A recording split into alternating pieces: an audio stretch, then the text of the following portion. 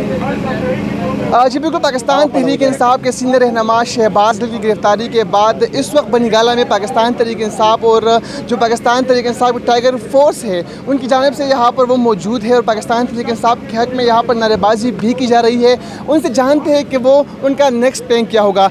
ज़रा बताइएगा, यहाँ पर आप मौजूद है, नारेबाजी भी कर रहे हैं, शहबाज गिल को गिरफ्तार किया गया है, क्या प्लानिंग है आपकी? ये शहबाज गिल को जो गिरफ्तार किया ना, ये राना सलवा चुपके से वार करते हैं और अकेले बंदे को गिर गिरता है। ये अमरीका के जो टट्टू है ना, अमरीका के गुलाम है, उसको हम ये पैगाम देते हैं कि भाई अगर मर्द के बच्चे हो या अमरीका ताकतवर मुल्क है तो आमने सामने आ जाओ, आमने सामने गिरफ्तार करो।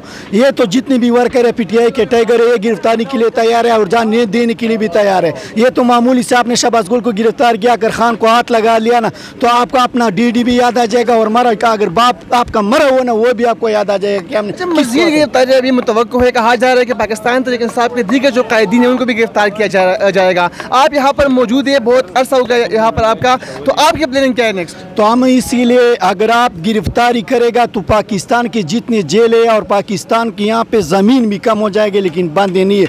ये पाकिस्तान क्या अगर गिरफ्तारी करोगे तो अमेरिका में लेके जाओगे, इतने सारे जेलें भर जाएंगे, सारी गिरफ्तारी के लिए तैयार है।